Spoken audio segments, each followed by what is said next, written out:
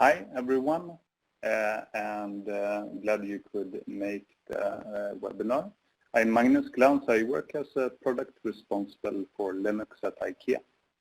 My name is Mattias Haern. I work as a solutions architect at RHEL, supporting Magnus in his role at IKEA. So we'll be talking about how us at IKEA beat Shellshock. So just quickly, Mattias, how many people do you think speak Swedish online? Should be quite a lot. Maybe. Ja, okej. Så vi kommer göra det här på svenska nu då. Så det kommer handla om ett, sorry, just messing with you. So we'll start off by issuing a reenactment of that ominous night when Shellshock hit last year. So this is me calling Magnus. Beep. Blip, blip, blip, blip, blip, blip. Blip, blip, blip, blip, blip, blip. Blip, blip, blip. Magnus. Hi Magnus, this is Mattias at Red Hat. Hi. Sorry to disturb you so late at night, but there's been quite a significant bug, and I think you really should take a look at it pretty much now. Oh, really? Yeah. Have a look in your email. Yeah, okay. So I actually have my computer here, so I will go down and go.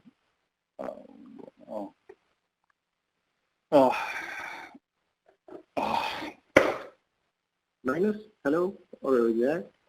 Yeah. All right. So I work for a company which name is Ingvar Kamprad Elmtarid Agunarid, or its acronym that you might know a bit better, IKEA. And we have many Red Hat Enterprise Linux servers. I mean very, very, very, very many.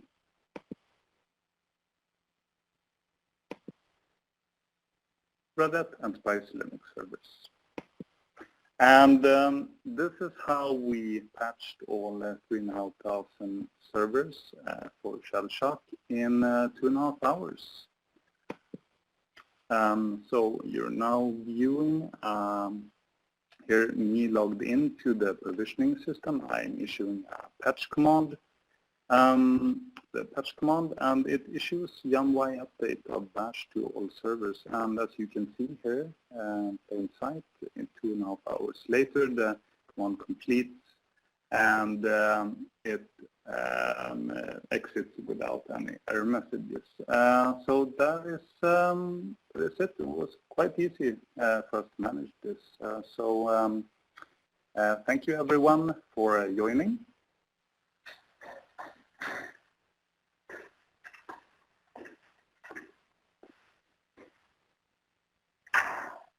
Magnus, don't leave.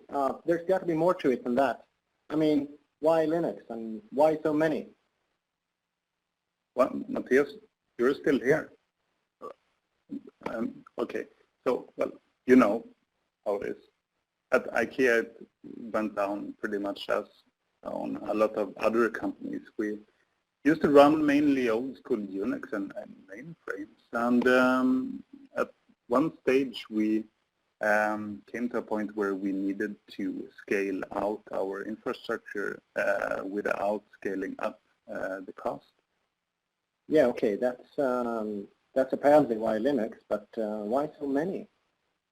Yeah, well, okay, it's like this, that we have a great number of different systems running on Linux, and these many different systems, they run on a plethora of different platforms.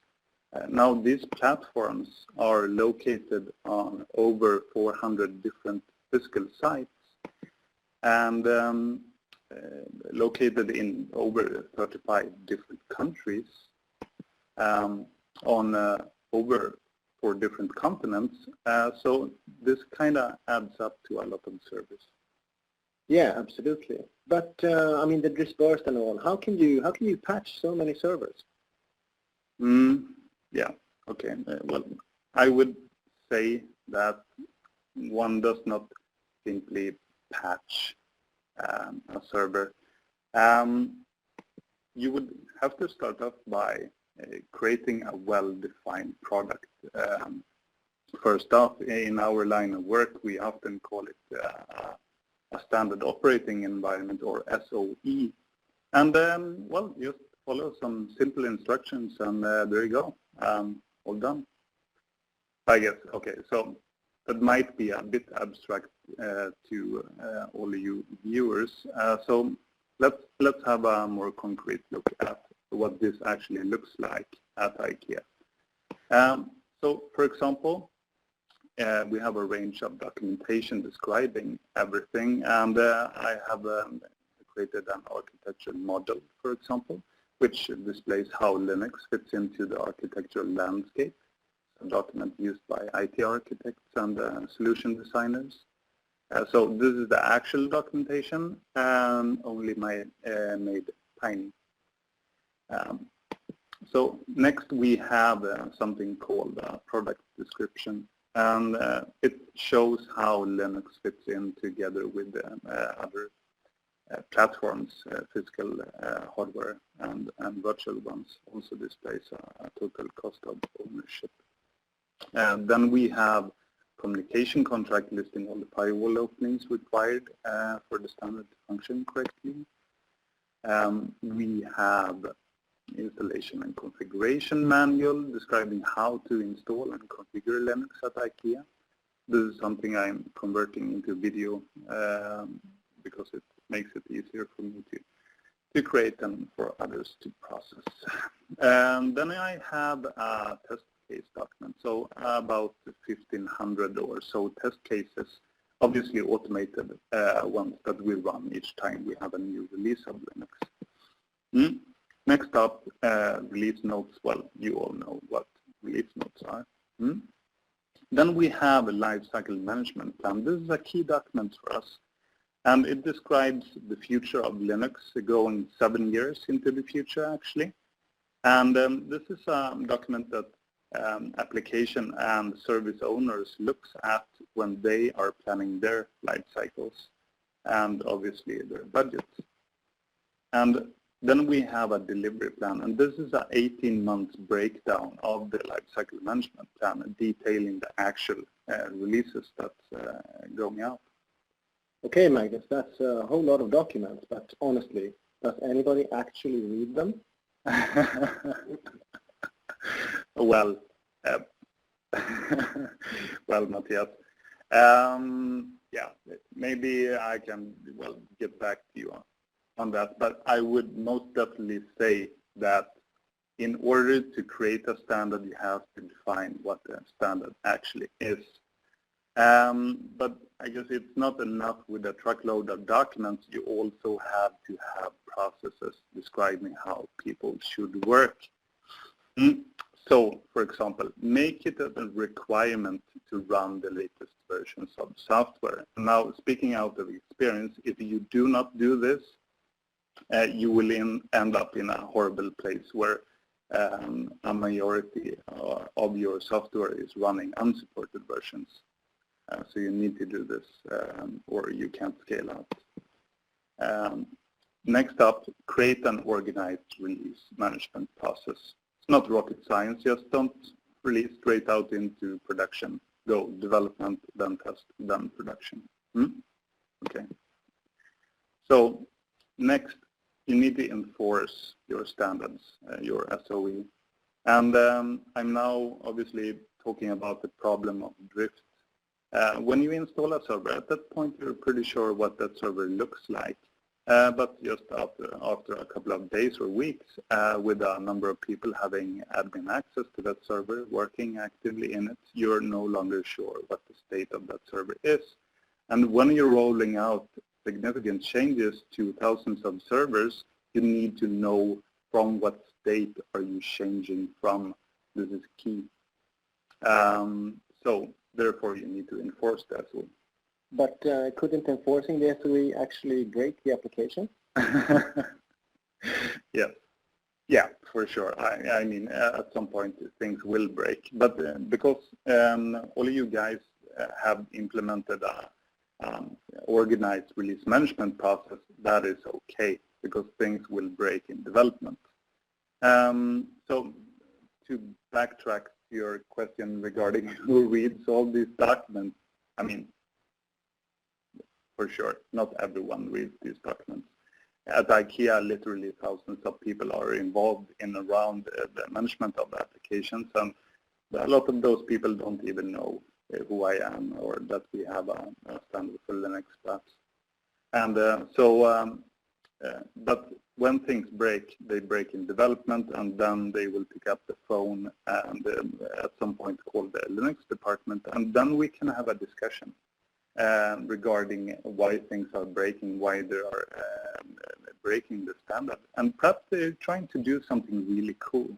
And then we can take that piece of change, put it into the standard, and everyone will benefit, like the open source way. Or maybe they're trying to build some kind of IT bomb, and then we can diffuse that and move on.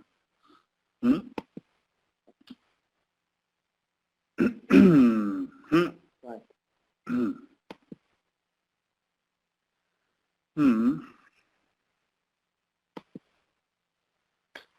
Right.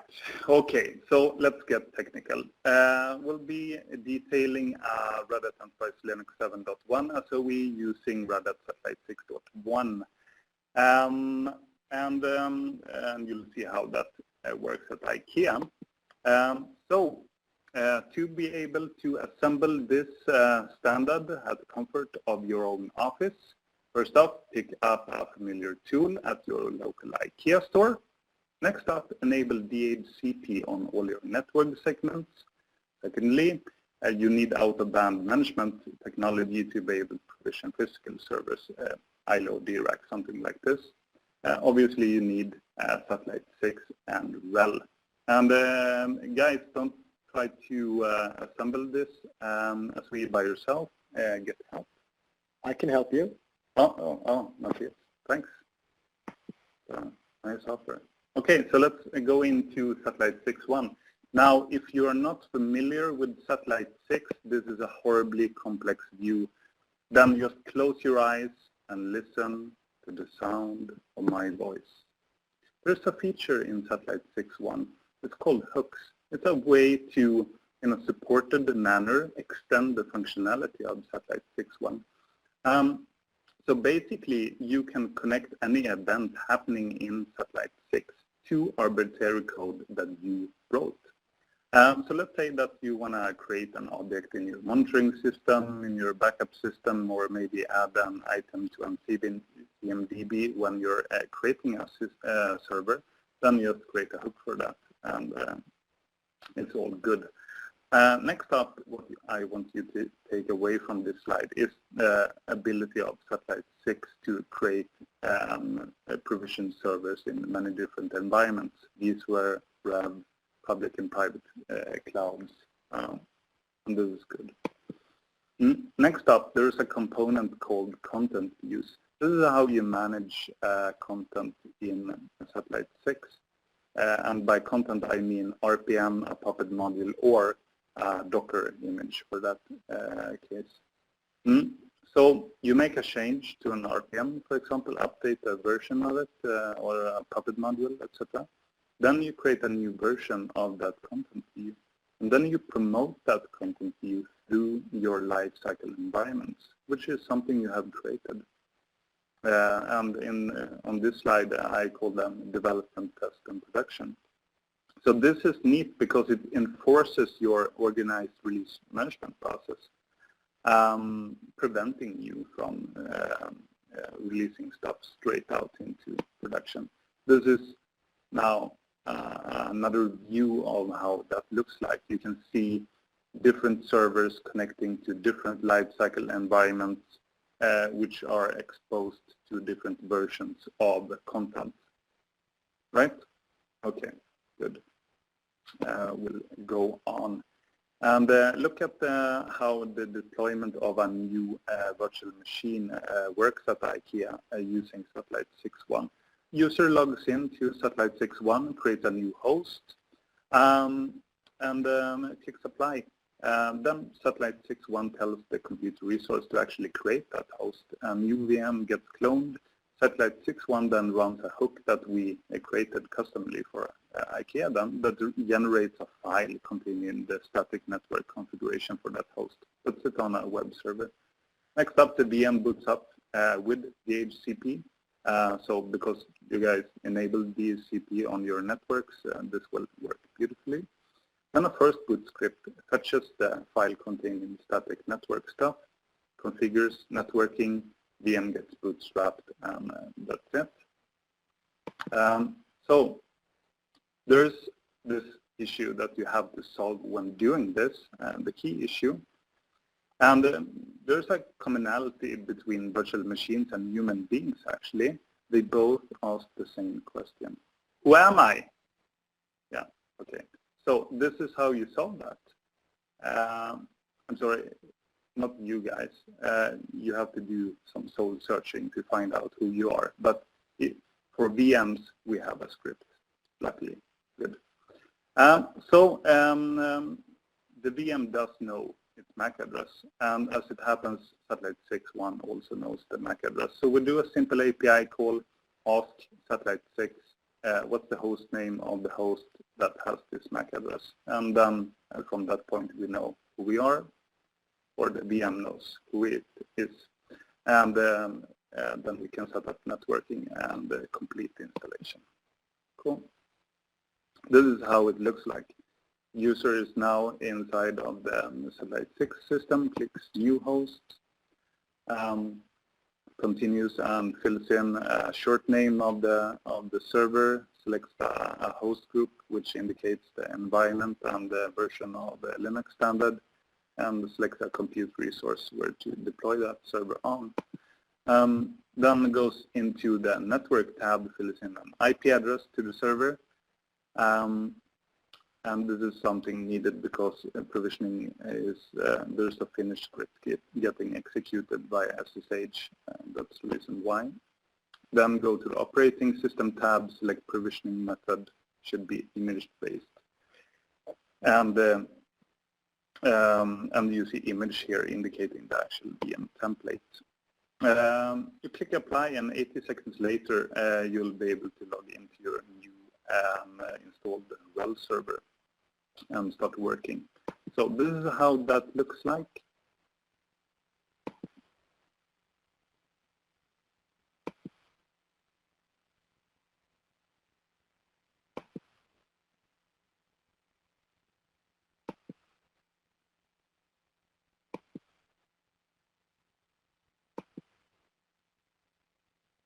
There we go. Okay, the final view is showing you that all the Puppet modules got applied and the installation was all okay.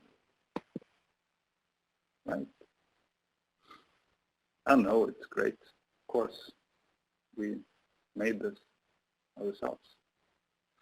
Okay, so if you're not comfortable with human beings deploying systems, you can also have a REST client talk to satellite 6.1. And it works just the same, but REST client instead of satellite 6, a human being clicking in the GUI. And doing so, there is one slight change. You remember the first boot script that we had? You have to add a section where you fetch the finished script from inside of the VM. And this is how you do that. With a simple API call, we get the actual script that we're going to execute, and then we execute it, which will then complete the installation and bootstrap the VM to satellite 6. Here are some VM API integration examples, so a bit complex, so I'll run this quickly. What you can bring back with you is that the fact that we're now doing a full handling of the complete LCM cycle of a host, and we're just using 4 API calls to do this. Really simple, creating it, power it on, verifying that everything went okay, including installation of OS and applications, and then decommissioning it, including deletion of the actual VM. So doing this on a physical server, it looks a bit differently. A user creates a new host, again, in satellite 6.1, and then enters in the out-of-band management details and so an address and some credentials for the OOB. And then satellite 6 runs a hook that generates a network configuration, puts it on the satellite 6 web server. Another hook then generates a boot ISO, and then it executes an integration script that mounts the boot ISO to the server, power cycles it, and boots it up. So then on DHCP again, touches the static network config stuff, bootstraps it to satellite 6, and that's it. So here's an out-of-band hook concept for you guys to use to your office. Keep in mind that when doing this, because we're pulling down information about what the user entered in satellite 6, you need to make it an after commit hook. This is because the information is not available until then. So do not question this. Make sure it's after committed. Here's an example of a post kickstart in satellite 6. If you really loved how activation keys worked in satellite 5, you can mimic this by simply evaluating the host group. Then you do a yum install based on that. This is how it looks like in our system then. Select new host, you enter in the short name of the server, select host group, and you go on to creating the BNC interface. You need to put in the MAC address of the server here as well, of the primary network interface. If it's satellite 6.1, make it not a managed BNC interface, or that is likely at least. You click apply, and that's it. In 10-15 minutes, you have a new installed physical server. And this is how that looks like. Looking at logs, you can see log extract from our system. Boot ISO gets generated and mounted onto the server. Yeah. So, Magnus, having satisfied some of the technical people on the call and perhaps put some others to sleep, why are you running RHEL? I mean, there are a lot of Linux distributions to choose from. Yeah, well, a fair question. To be able to answer this, I would have to make a big announcement presenting to all of you the IKEA application binary interface. So, Mattias, you probably have a PAX wardrobe system at home, right? Of course I do. Yeah, it's the premier PAX wardrobe system. I mean, everyone has one, of course. And you have all your stuff in the PAX wardrobe. But the thing is that at some point, we at IKEA will release a new version of the PAX wardrobe. And then you have to move all your stuff to the new wardrobe system, of course. But the thing is, you can do this. Just move all your shirts into the new version of the PAX wardrobe, and none of your shirts will break when doing this. It's pretty awesome. But jokes aside, according to me, the premier feature of RHEL is its ABI. If you're not familiar with it, it's like the collective API of the OS, and allows a sane application to certify on, let's say, RHEL 7.0, for example, and then it will just continue working until the latest last release of that may release some over 10 years later. This is a super important feature. That sounds very good, but how do you know for sure that it works? Okay, good question. Well, to answer that question, I would have to bum, bum, bum, bum. Bam, bam, bam, bam. Okay, so it's the dramatic music and the payment card industry data security standard. If you're not familiar, it's a really harsh security standard, and you have to comply to it if you're handling credit card information. And when affected, PCI DSS has a tendency to spread like wildfire through your infrastructure landscape. And to handle this, we have created a specific configuration of our SOE with PCI compliance. So no rocket science again, just take all the best practices in security for Linux in the world and put that into a standard, right? And when application owners comes to me and ask, Magnus, what to do, I've been infected, well, then I just tell them to use the PCI hardened version of the standard, and they just have to worry about their application. So the thing is that we have quite many systems affected by PCI DSS compliance. These are the actual number of systems, about 400 or so. And these are the same number of systems that we patch to RHEL-latest every 30 days. And so we've been doing this for 4 years now, and so far we have yet to encounter one a business critical incident because of this. So that's how we know that the ABI is not just sales topic. Okay, okay. But this could be complex. I mean, do you have like an army of people managing all of this?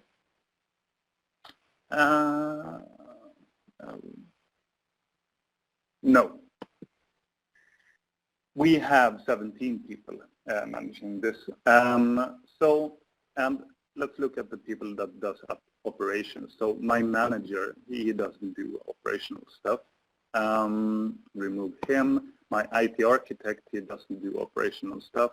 Remove him as well. And to be honest, I don't either do a lot of operational stuff. So remove me. That's 14 people, 3,500 servers. That's about 250 systems per person. So I think that's fairly okay. But we do get some help from you guys at Red Hat, for example. We have an account manager, but I don't know how he helps. He just sells stuff. But we do have a technical account manager. He is a proverbial superstar. Hi, Dimitri, if you're listening in, thank you for being awesome. So he's our go-to guy when it comes to support issues, and he has one leg in engineering, one in support. He helps us drive things internally at Red Hat. If we want a new feature, he will help us try to get that. And he can get us in touch with Red Hat engineering if we have really tough issues. Then we have solution architects like you, Mattias, talking about the future. We have consultants that helps us out if we don't have time to do stuff ourselves. And then we have some technology and works access insights, which is a satellite 6.1 feature, which takes a small, well, it's like a SOS report, but more smaller than that. And it analyzes that for all the systems, and then it makes proactive advice on how to improve security, stability, and availability of the systems. And which is a really helpful thing for us. So would it be an army of people managing our Linux service? We have to make some adjustments to the price of billable bouquets, and we will not do this. So to summarize, simply just create a well-defined product for your Linux environment. Use RHEL for its beautiful ABI. If you need, get some Red Hat services to help you out, and well, just run the patch command. Mattias, I'm not sure why I had to come back to explain this, but do you see that there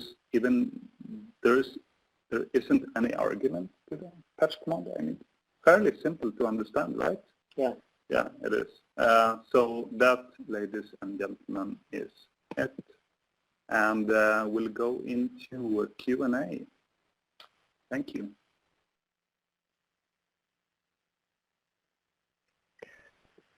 So, Magnus, we have a question here. What do you do with applications that only certify on a specific RHEL minor release? Oh, okay. Yeah, well, good question. So, well, this can sometimes happen, that you end up with a contract written in blood that somehow states that you can only use a specific minor release. And I would advise you to well, start a discussion with the vendor. This is what I do. So I just call them and ask why this is it, why we only can use a specific minor release. And then usually I get pointed to some other person that has a bit more technical know-how. And then I explain about the ABI to that person, and then usually I get to talk to someone else, like an engineer or someone. And then, well, sometimes they just say, "Oh, I didn't know that." So then, well, go ahead and run whatever. Or they might have some quirk in their code where they somehow hard-coded the specific version of the kernel or whatever. And I guess then you have to go along with whatever is said. Okay. And another question is, what about applications with strict real-time requirements? Yeah. Okay. So yes. Okay. So real-time applications might. Well, they behave a bit differently. For example, so the definition of what is broken is a bit differently for an application with a really strict real-time requirements. So, and I mean, just an increase of 5 milliseconds in a transaction can, well, be a broken state. So, and well, basically they are really fragile applications.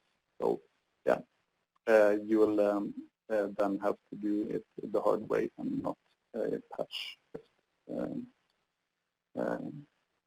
without thinking. You'll have to do a lot of testing first. Of course, yeah.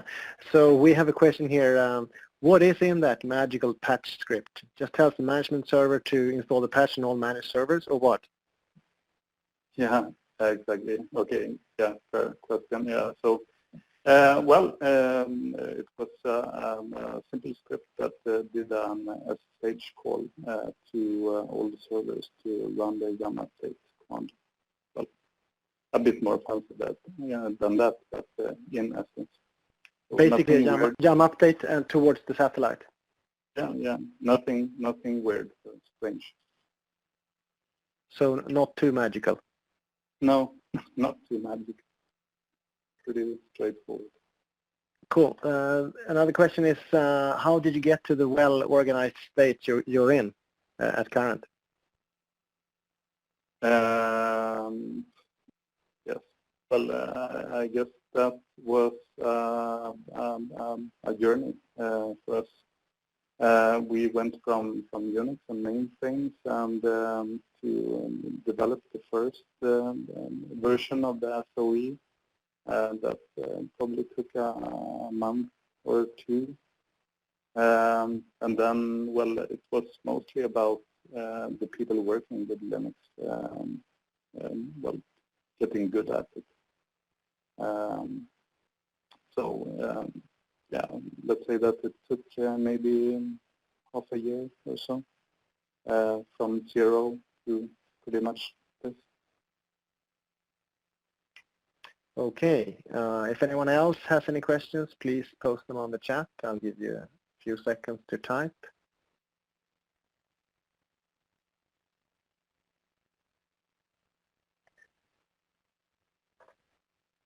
So we have a follow-up on the magical patch script question. You're saying you issued the command to satellite or use the script to log in and issue the command to all servers?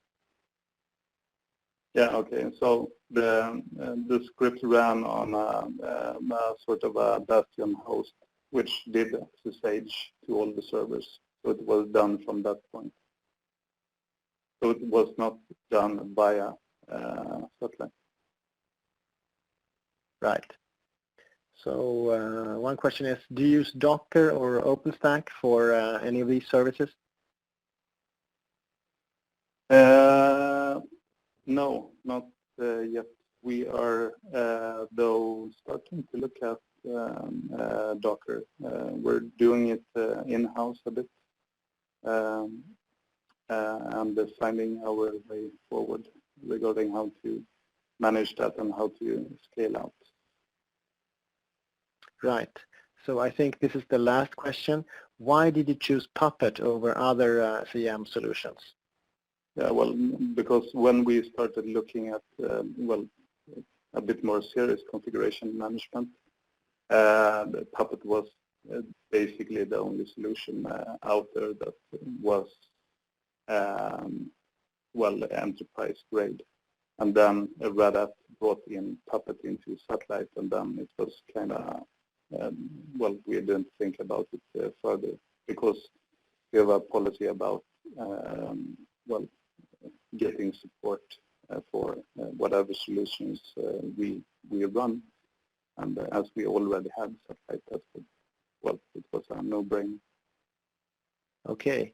We do have some more questions, but we're at the top of the hour where we were asked to try to wind up. So Magnus, thanks for doing this once again, and thanks for everybody. Thanks to everybody who's listening.